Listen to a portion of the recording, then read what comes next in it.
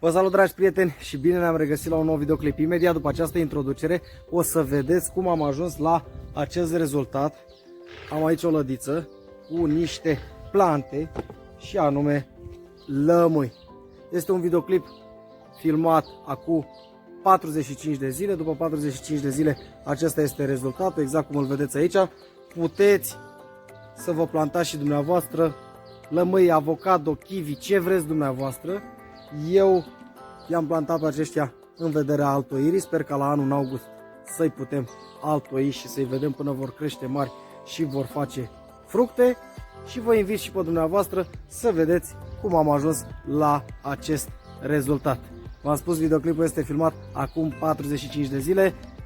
Abia mă apucasem să fac aceste materiale. Dacă sunt puțin mai neîndemânatic, mai emotiv, vă rog frumos să mă scuzați. Așa că haideți să vedem despre ce este vorba. Prima acțiune pe care o vom face, bineînțeles, vom tăia o lămâie pe și jumătate.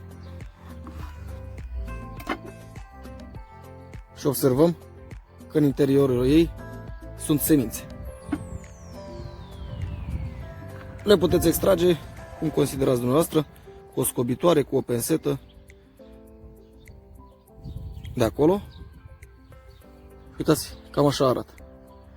Vom scoate mai multe din ele și după aceea vom pune efectiv semințele într-o farfurioară pentru a le putea alege pe cele mai mari dintre ele pe care le vom folosi. Și bineînțeles, următorul pas va fi să decojim efectiv această sămânță de pelicula protectoare. După cum vedeți aici, semințele au o peliculă peste ele și pe aceasta trebuie să o îndepărtăm, pentru că altfel nu vor germina. Folosiți o pensetă sau pur și simplu cu mâna liberă, cum doriți dumneavoastră.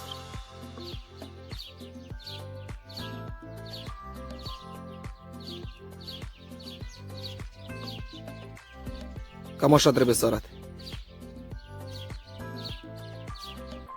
După ce am reușit să cojim semințele de acea periculă protectoare, efectiv trecem la partea de plantare. Exact cum vedeți aici, am pământ de flori și am niște recipiente din plastic. Mie îmi place să reciclez. Sunt niște pahare de bere folosite și niște ghivece în care am avut alte plante. Ghivecele sunt îngăurite aici și secretul o să vi-l arăt imediat.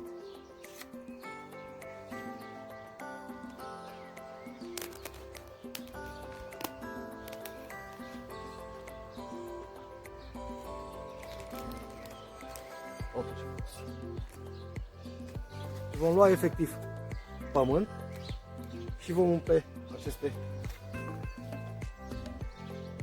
ghiveci. O tasați puțin cu degetul.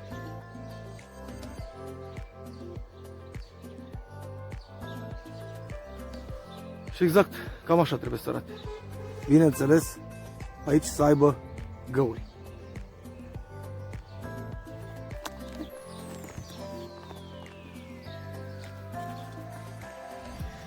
Bineînțeles, acest videoclip va fi filmat pe parcursul mai multor săptămâni, ca să vedeți efectiv și lămâiul înfrunzit.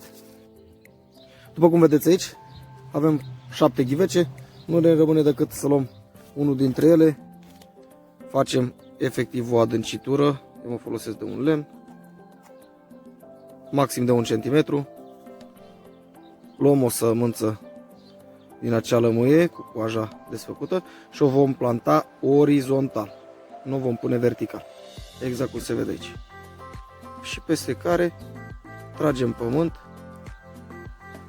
și o acoperim frumos. Acum următorul proces va fi să luăm un pahar din acesta de plastic și să vedem cam câtă apă trebuie să punem în el, astfel încât partea de din jos a ghiveciului să fie scufundată undeva în jur de 1 cm, 1 cm și jumătate în apă.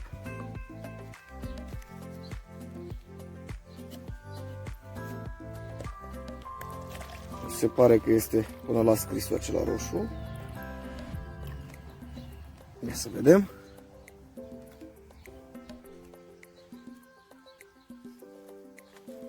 Am reușit. Vedeți? Ia să vadă mai bine.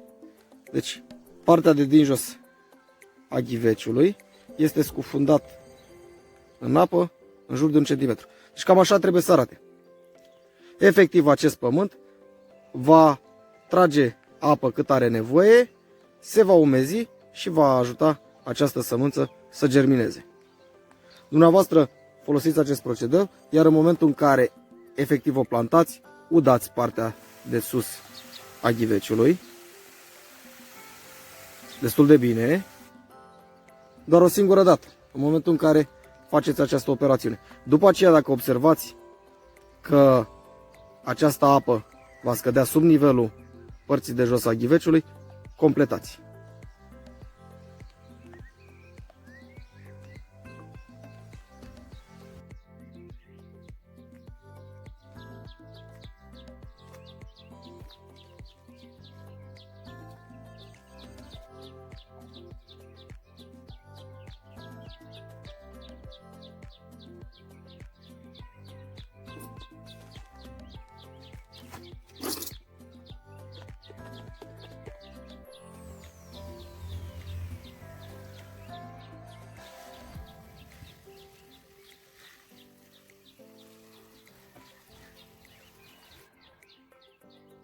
Haideți să vedem rezultatul.